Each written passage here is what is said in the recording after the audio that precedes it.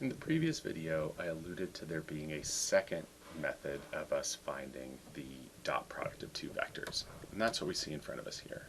So instead of multiplying magnitude times the cosine of the angle, we can instead multiply the x components of the two vectors, multiply the y components of the two vectors, multiply the z components if we're talking about 3D vectors, and then add those results, and that will generate the exact same number that we got using the other technique, magnitude times cosine of the angle.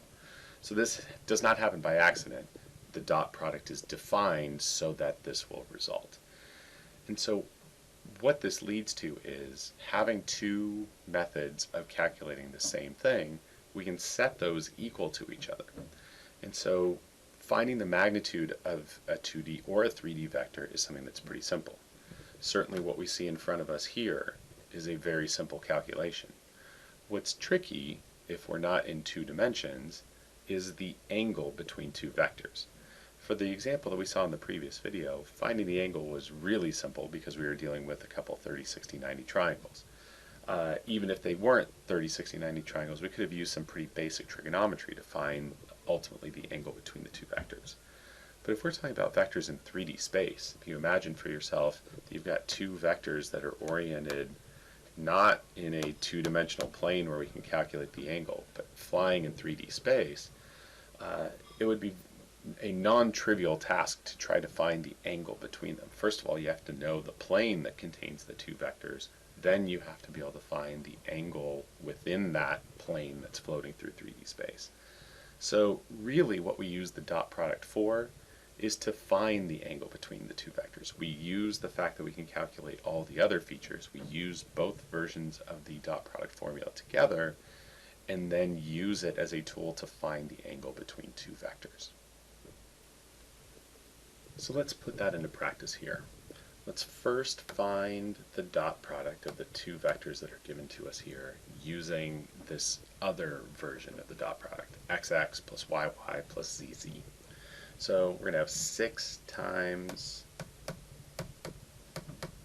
negative 7, which is going to give us negative 42, plus negative 5 times negative 4 is going to give us 20, plus 2 times 6 is going to give us 12. So if we add those together, negative 42 plus 20 plus 12, we end up with negative 10 as the value of the dot product. And that is going to be set equal to our magnitude of r times the magnitude of s times the cosine of theta. Now, because we're getting a negative value for the cosine, we know that our angle is going to be obtuse. So we've got that much going for us.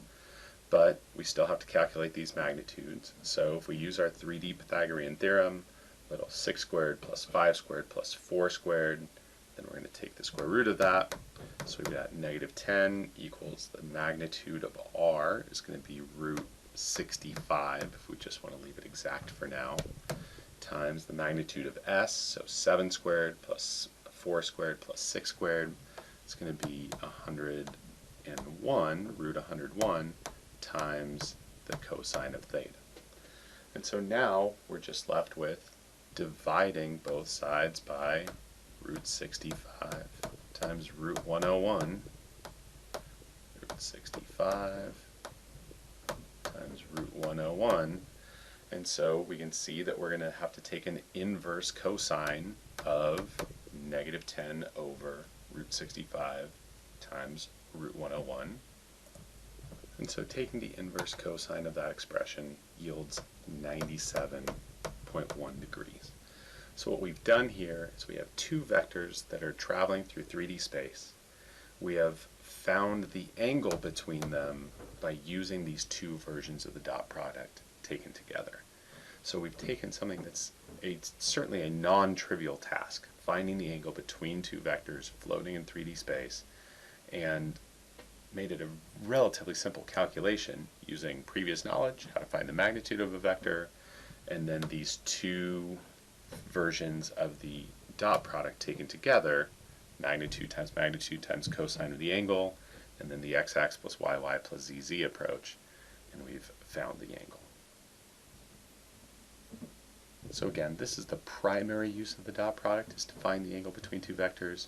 Remember, we have two other types of vector multiplication. There's scalar times a vector, which leads us a vector, and then there's the cross product, which we'll study in our next lesson, which is multiplying two vectors in such a way that you end up with a third vector. So we just have to make sure that we use the appropriate type of multiplication for the circumstances that we're presented with.